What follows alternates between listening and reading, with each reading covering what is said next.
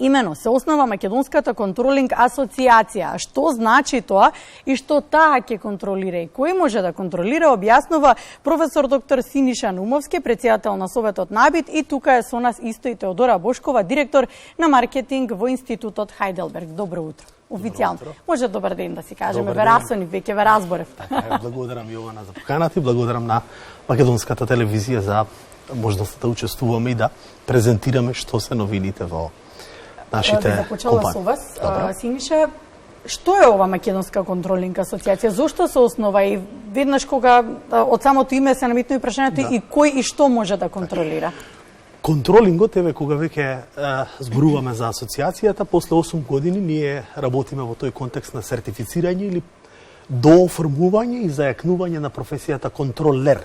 Во македонскиот јазичен речник не постои таков збор, обично го поистоветуваме со контролор. Сега, контролингот не значи да контролирате одредени нешта во контекст на измами, проневери, ревизија или контрола во однос на некакви безбедностни системи и слично.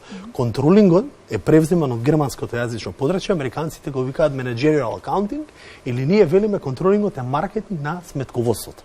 Значи, ние се фокусираме на тоа како да ги продадеме бројките од сметководството за да ја антиципираме иднината.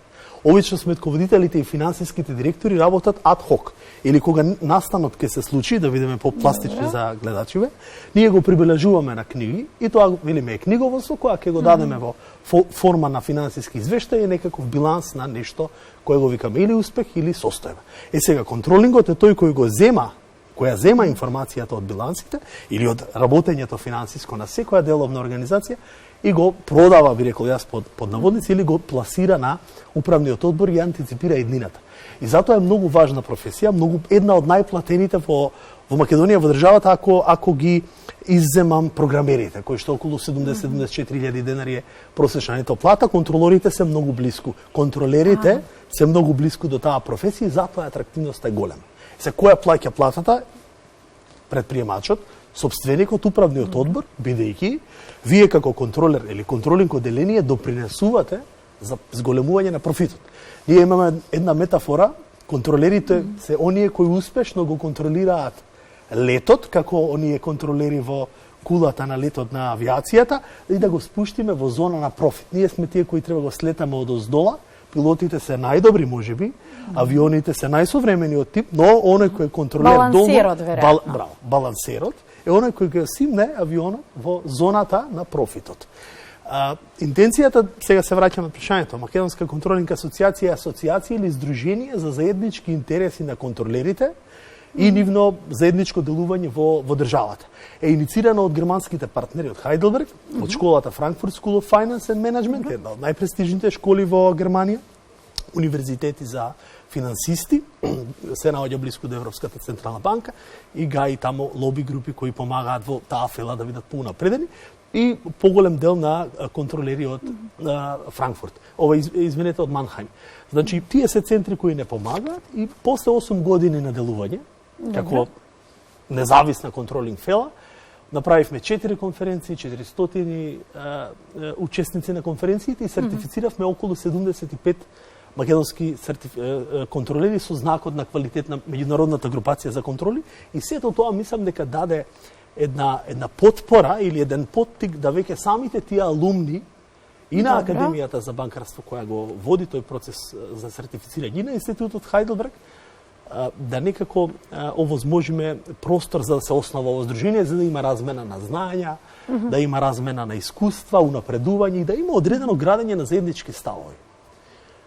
Ние гаиме еден став во Академијата и кој е на линија со германското мислење на западните земји или оние земји каде имаат германско јазично подрачје, дека контролингот треба да биде комплетно независен и одделен како позиција не во рамките на оддел за финансии. Многу близко до управните одбори, но не толку близко за да може да има влијание. Како едно независно тело, баш како и вие го рековте, балансер помеѓу извршувањето на финансиите и носењето на деловните одлуки. Сега, зошто е битен и како општествена тема? Затоа што и благодарност уште еднаш до вас ми давате простор да искажеме оваа патека која водиме, бидејќи државата има потреба од тоа. Контролингот во јавниот сектор речиси и да не постои.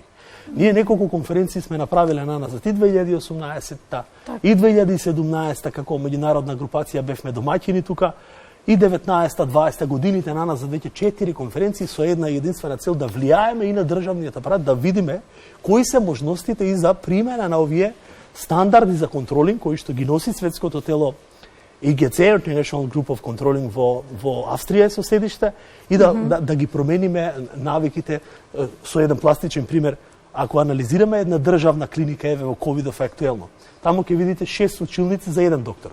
Ако одите на приватна клиника ќе видите една канцеларија, извинете, 6 канцеларии, еден доктор користи 6 простори. Ординации простори. Да, како и да е. Добре. И тоа значи 6 пати зголемени трошоци. Ние обично народот како по дефолт, без разлика на која политика, државно е тоа велиме, нели? Народно државно е тоа, има пари. Такви сме воспитани уште од претходниот систем. Ајде да одиме во некој приватен субјект, приватна клиника, ќе видите таму има една просторија каде што имате 6 доктори. Што сакам да кажам? Се води правилото на оптимализација на трошоците. Добро, Синишан, извинете, ама не би споредила здравство со... Не, говорам, затоа што друга е потребата, ваму не се плаќа здравството, тука се плаќа и нормално. Ако вие на менеджментот му направите, ние го велиме тоа KPI, клучни индикатори за перформанси. Тоа е тајната на контролингот, како да свирите клавир. Сега, клавир може и да научите, ама клавир може и да имате дарба да свирите. Тоа зависи од вас. Ја можам да бидам добар клавирџија, ако научам и вежбам 25/7 со 1 сат да го продам, а вие може тоа помалку, бидејќи имате дарба. Поентата што ми е, тие KPI како ќе ги имплементирате во организациите. Тоа е вештината на контролерот. И затоа ја спомнав здравство, без разлика. Вие мора да му најдете на државниот менеджмент таков KPI и да го наградите за да не биде корумпиран. Затоа што вие велите зошто јас да бидам директор на оваа болница да работам со нула или профитабилност, Теодора ако е директор на друга болница работи во континуитет со загуби. Загубите, може би сега не е пример здравството во ковидот, се согласуваме, ја сватете го нормално, пост-ковид период. Добре. Ако работите профитабилно или ако работите со профит, тоа значи дека треба вишоци ние ги велиме во државните фирми, мора да се наградите. Нема иста плата. Тоа е во стопанство нема иста плата. Добро, кој колку изработил, толку да биде награден, еве народски да кажеме. Теодора, да ја вклучиме за алумни активностите при Хайделберг институтот како поддршка се разбира на Македонската контролерска асоциација. Како ова ќе биде изведено? Која е програмата?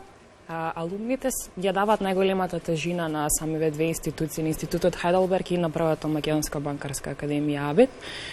Професорот веќе ги спомена, станува збор за 75 сертифицирани контролери кои што успешно ја завршиле програмата за контролинг програмата на АБЕТ во соработка со Хайделберг институтот и даваат тежина на целосниот концепт на алумни како приказ, на успешни приказни кои што со себе ги носат тие квалитети од претходното стекнати искуства работни, праксата, теоријата, споени со она што го научиле овде, да го имплементираат заедно тие идеи, цели, визии и перспективи за понатака, да седнат, да работат заедно, да имаат своји работни групи, се со цел да ги видат тие промени кои што сакаат да ги видат во овие области и да започнат со конкретни активности таму.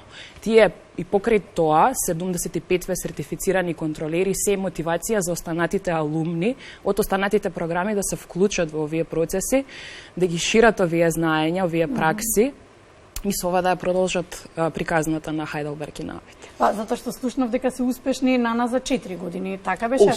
8 години работиме на тоа во тој домен. Од 2015-та, 14-та некаде. 14-та јуни, јули. 8 години. Ви посакувам многу среќа и успех, нели отворен пат во реализирање, но ќе ви искористам тука како еден од, може да кажам, банкарските експерти, може така? Добро, 2 години. И како советник на Народната банка надворешна на Република Македонија, ќе ви искористам сепак она што е актуелно и она што буквално светските очи се вперени во случувањата во Украина и руско-украинската криза. Еве денеска се седнува на маса, ќе видиме каков исчекор ќе биде и што ќе биде во наредните неколку часи и наредните неколку денови. Но она што ме засега е прашањето до вас, како ќе функционира и сега функционира со оглед на тоа дека изминативе денови само сме сведоци на санкции кои што се упатуваат кон Русија, банкарскиот сектор во време на оваа криза, која што еве може да кажеме дека веќе е криза. Тоа навистина е горливо прашање. Претходната недела повторно имав едно гостување на националните медии за тема економија. Тогаш веќе не беше започната кризата, среда чинам беше четвртокот започна. Од четвртокот започна, да. Јас не бев, реално сум изненаден од агресивноста на руската политика и оваа војна, ова веќе војна. Не го очекував тоа. Сега од оваа позиција стојалиште веќе вчера од доцна околу 22 часот имаше председателката на Европската комисија или председател на Европската унија, ајде да ја наречам, Урсула фон дер Лајен од Германија. Да. И ги презентираа со министерот за надворешни работи санкциите. Европската унија од денес веќе дава пола милиарда евра, 450 милиони до пола милиарда евра воена помош на Украина. Распределува авиони, што значи таа криза нема да заврши. Тоа е моето, не сум по природа песимист, ама објективно гледано таа криза ќе трае или ќе потрае. Размерите никој не ги знае. Ако го слушате председателот на државата кај нас, на Македонија, председателот Пендаровски имаше изјава минатата пред неколку дена, многу со внимание треба, неговите толкувања беа дека треба многу со внимание да ја следиме состојбата и овде. Има одредени ризици и можности за прелевање. Но она што е прашањето за економијата, гледачите мора и нашите граѓани мора да разберат дека оваа војна освен што е со оружје и економска војна. Или еве сега веќе дојде на пиедестал покрај пандемијата и економски и макроекономичари за толкување на оваа војна. Кога велам економска војна, што сакам со тоа да кажам? Ние мораме да објасниме на гледачите дека загриженоста или оној нервозен вчерашен момент на председателот на Русија дека ги става нуклеарните оружје, нуклеарното оружје на готов, тоа значи дека економски е сериозно загрижен поради реакциите на Европската унија и американските држави. Што значи тоа? Путин не го воли тоа толку свифтовите или изземањето или забраната за учество на руските банки во системот SWIFT, кој е меѓународен платежен систем, платформа прифатена од 200 земји. Девизните резерви. Девизните резерви се една, кога мене ме прашуваа неколку пати на емисии, секогаш што и во најлошо време на рецесија 2020, кога не го гаите лажно оптимизмот, но им давате оптимизам на граѓаните, девизните резерви се стабилни. Ако ние имаме 3,5 милиарди евра девизни резерви, ги се стабилни, 3,6, 3,5 тука некаде, руската економија има некаде околу 630 милиарди евра девизни резерви. А најголем дел од девизните резерви се во девизи, или во, да кажам, дел се, русите почнаа да ги претвараат од рубли во долари, во евра, па нешто и во јени, но најголем дел се блокирани со санкциите кои што веќе Европската комисија вчера ги донесе во однос на Руската централна банка. И веќе не може Руската банка да ја купи ликвидноста за да ја одржи рублјата. Таму инфлациите се од 10 до 11%, пред почеток на кризата. Рублјата априцира, што значи тоа ја губи вредноста за граѓаните попластично. Граѓаните сите веќе одат да купуваат девизи на место, ја тргаат рублјата од новчаниците, тоа значи рублјата има во изобилие во руската економија, не ја сака никој и има губење на вредност во преводни економски. А вредноста и паѓа постојано. Тоа е загриженоста и која што вели нема враќање назад. Јас мислам дека со ова криза Русија економски ќе има катастрофални последици. Сега граѓани гледам и пишуваат на, јас често објавувам на социјалните медии. Тоа е јасно дека граѓаните имаат некоја носталгија кон руската држава. Јас ќе кажам едно, Македонија никогаш ниту имала во минатото, ниту ќе има некаква полза од руската политика. Ова ви го тврдам субјективно, еве, како научно-истражувачки работник, а во контекст на онаа политика која направи руската влада кон Украина, според мене е огромна грешка. Последиците ќе ги имаат посекако, значи и политички, и економски. Сега граѓани, ми беше поентата, говорат, велат Синиша, нели мислите дека нема Путиновата влада друга опција? Да, има и друг SWIFT, но тоа е многу поголем со трошоци. Има и друг модел на, тука е важна Кина како ќе изигра. Тоа ми е поентата. Во однос на кинеската економија има, но верувајте ми, последиците ќе бидат фатални по економијата на веќе стратегијата на Соединените американски држави, Европската унија е да има слободен пат на рублјата. Они 8 години кои таа влада во Москва ги чува, или председателот во Москва ги чува стабилни девизните резерви и рублјата, стратегијата на европејците е да ја рушат преку овие механизми на санкции кон нивната централна банка и кон воведување на овие SWIFT рестрикции. Исто така и Белорусија е тука вклучена во тој дел на нешто што прочитав утринава, тоа се од светските аналитичари, велат малите секогаш ќе бидат мали, а големите секогаш ќе бидат големи. Ние како земја, како државичка сега можеме да гледаме, да не ме сватите, јас сум научно-истражувачки работник, настапувам јавно од таа позиција, не е ниту од Народната банка, ниту па од другите позиции. Гледано од мое стојалиште, јас сум на мислење дека Македонија треба да се биде спокојна, бидејќи денес гледаме колку значи членството во НАТО. Замислете сега да го немавме ова и колку е лесно на еден начин соседите, како соседите на Украина, да направат одреден проблем. Неодамна се вратив и од националната бугарска телевизија, викендов имав интервју за нив, само што се враќам вчера од Софија и тамо секогаш настапувам со љубов, позитивизам, историјата ја ставаме на страна и пред нивните граѓани има вакво излагање во контекст позитивно, ние треба да најдеме начин економски да соработуваме. Кога новинарите од националната бугарска телевизија или БНТ како и да се вика, ќе ви постават економско прашање, ќе превојува 30 минути економска тема, тогаш значи сме ги придвижиле работите. Историјата да ставиме на страна.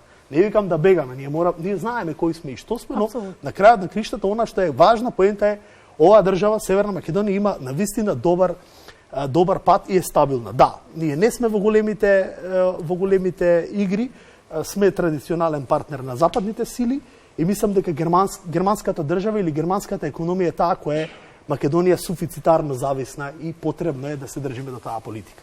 Ви благодарам. Благодарам за денешното гостување, имавме многу убав повод, зашто се видовме, но ви искористивме, се разбира, и да ве прашаме за мислење и на навистина една од најактуелните теми сега во моментот. Благодарам. Благодарам Јована на поканата.